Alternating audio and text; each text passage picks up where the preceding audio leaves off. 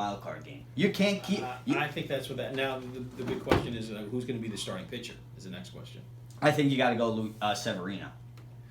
You have no choice there. You're really handcuffed. He's gotten you here. He's their best guy right now. You're not going to get anything better. Yeah, I can't see it.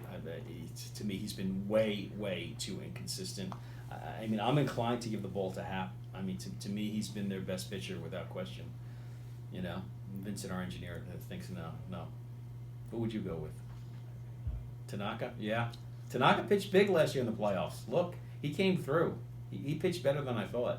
I could do Tanaka. I could take Tanaka, but they've got issues. They've got issues up and down. I was concerned about this, and I remember talking to Russ Salzberg, former sports anchor in New York City, and he said, "Oh no, they got players coming up, and they're gonna be fine. They got Andujar, and they got Torres, and they're gonna be fine. They got Gleyber Torres. They're gonna be fine." And you know what? Gleyber has been a disappointment, I think, in the second half since he came back from the injury. I mean, his fundamentals have been off, and he isn't the same player that he was in the first half. I mean, between both of those guys that you mentioned right there, again, also fielding issues, but they're coming up with timely hits, and that's something that you could get past those errors on the field as long as you're hitting the ball. And there you got a guy in Gary Sanchez who can't do neither of them. So that's why those guys are kind of getting a pass when it comes to that. But overall, they're hitting timely. They're hitting timely, and they're getting the job done and bringing in runs. Catch the ball. Sense. Catch the ball. The way Sanchez is behind the plate, and half the time I see him looking back, and he's trying to find.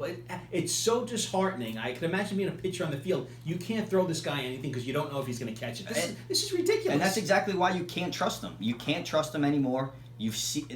I'm actually surprised that he's still getting as much time as he is getting, but you can no longer trust that man behind the plate. And come that one-game playoff, it'll be a huge mistake if he's catching. Well, speaking about one guy that you can't trust anymore, a lot of Giants fans are looking at Eli Manning and say, you know what, maybe we should have drafted a quarterback. Maybe he's not who we thought he was anymore. This is getting ugly. You're talking about the Giants, the New York Football Giants. They've won 3 games in their last 18. 3 of their last 18 games. Think about that for 1 second. Yeah, it's over. It's sad to say. It's not even week 3. It's not even week 3, and we're already saying it's over. But quite frankly, what have they shown you that gives you any glimpse of hope that they're going to turn this around?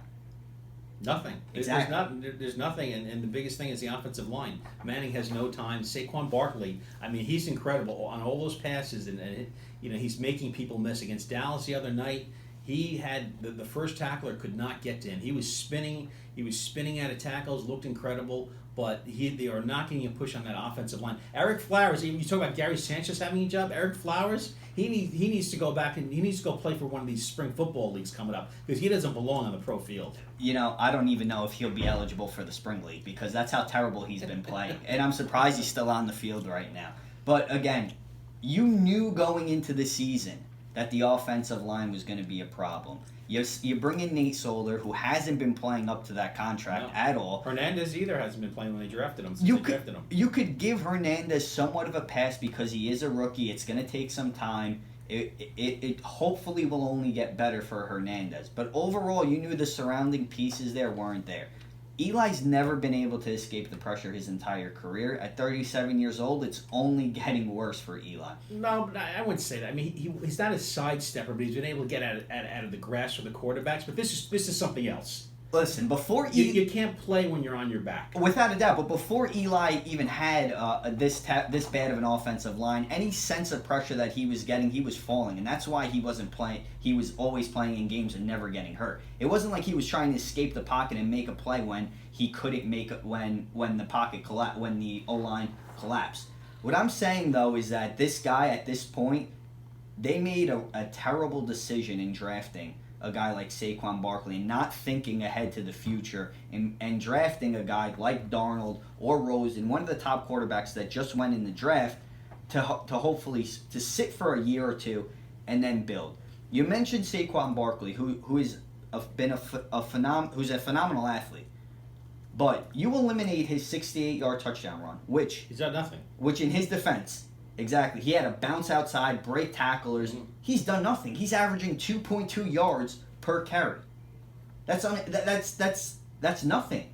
He has done absolutely nothing, and you can't fault him for that because of how poorly that offensive line has been. Okay, the Giants are 0-2. Week 3, at the Texans, win or loss? Loss. 0-3. Home for the Saints. Loss. 0-4. At Carolina. Loss. 0-5.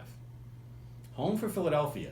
Loss. That could be a win. The Eagles are not playing well. Well, Carson Wentz is coming back this week. Yeah, but how is he going to come back? We don't know, but I guarantee you their offensive line is going to protect them more than Eli's offensive line. They're looking pretty bad. They got injuries at wide receiver too. So 1-5. At the Falcons, 1-6.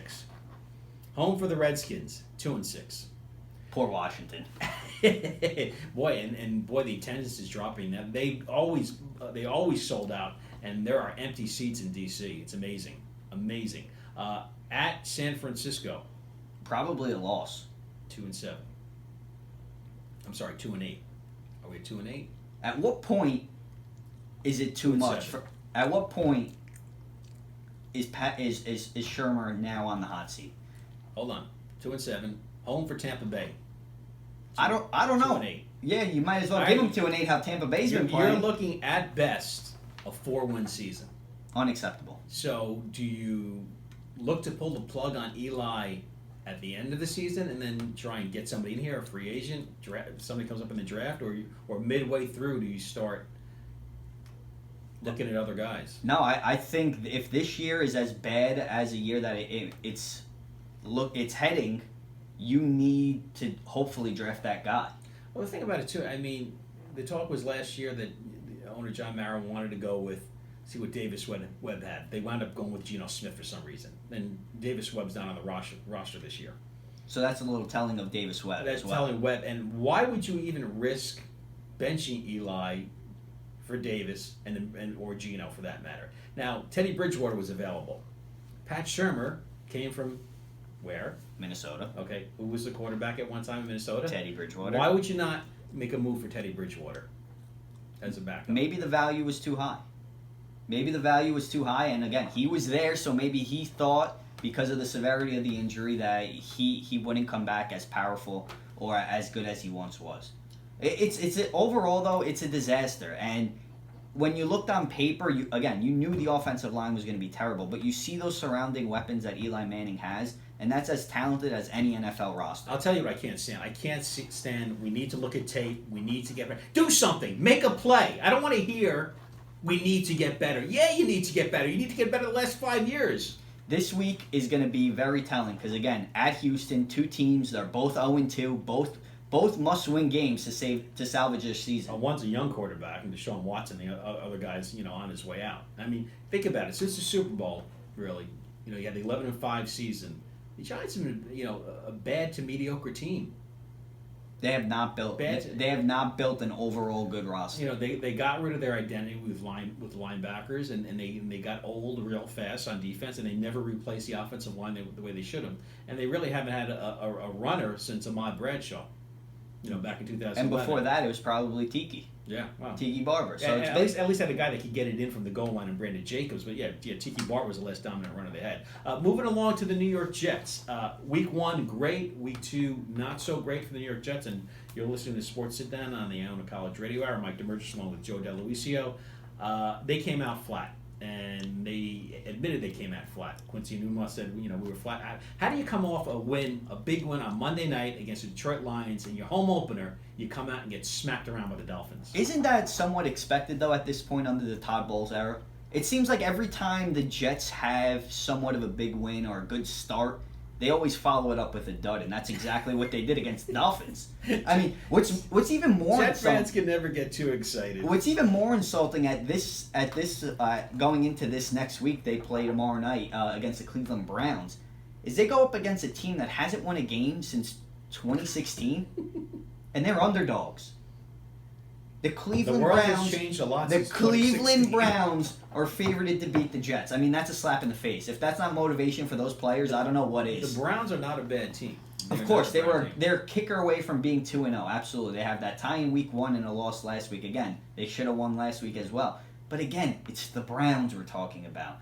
it's going to be growing pains with the New York Jets and Sam Darnold. And I think so. I think the bigger issue when we talked to Rob Carpenter on the Gang Green Report earlier this week, and basically it was brought up on SNY between Bart Scott and Willie Colon, and Scott said, well, the Jets couldn't get the ball running on the outside. He suggested going on the inside, and Willie Colon, a former offensive lineman, basically says, no, you can't do that. The Jets aren't built to all of a sudden switch from running from sideline to sideline to going up the middle.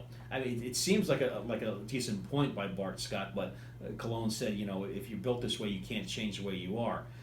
Look, the Jets' running routes were terrible. Key penalties by the secondary when they had third downs. They were going to go fourth down to 3rd and 19. The big run by Gore there towards the end of the game, they couldn't stop them. Miami just willed their way to victory. I mean, they made Tannehill look like Joe Montana, for crying out loud. There were way too many self-inflicted wounds right in that game. Too many penalties, like you said, drop passes.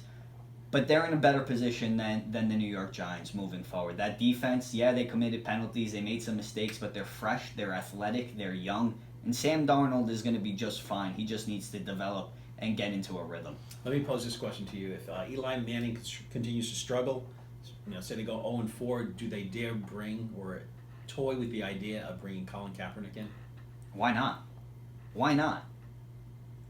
I'll tell you why. A few miles away in New York City, where the Twin Towers collapsed, you have a guy that's kneeling with the national anthem where 3,000 people lost their life. I don't know how you do that. I understand that, but if we're talking football and you're trying to win games and that's the best he's a better option than most backups, if not every backup in the NFL. So if he wants, if he wants to play, he can play. Yeah, the fact that he could move. I mean, I guarantee you, off the record, you talk to Odell, and he's been suffering now through this for a couple of years now.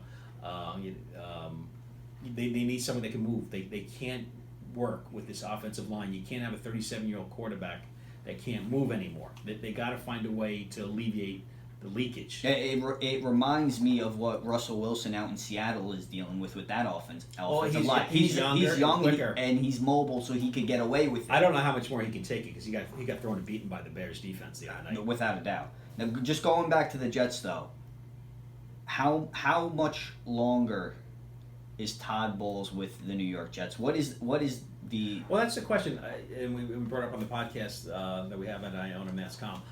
What's a success for Sam Darnold? I mean, say they go 6-10. Okay, does that warrant Bowles being fired? I think it all depends on the development of Sam Darnold. If Sam Darnold throws for 25 touchdown passes and maybe 10 to 12 interceptions, and he plays good and he shows... I would like to see him get a chance to drive downfield in that game against the Dolphins, get the ball in his hands on that final drive to see how he did.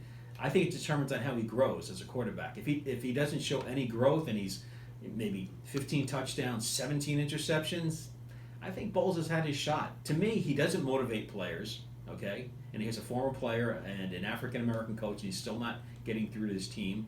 And his teams never adjust properly to who they're playing. There's never any great schemes he comes up with, and all of a sudden the Jets are able to turn around the second half and have a big second half win.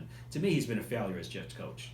Without a doubt. It comes to a point where now you need to start looking at that overall success. And like you mentioned with Sam Darnold, it depends on his development. If it's not trending upward, then they're going to be in big trouble, and they should start looking elsewhere.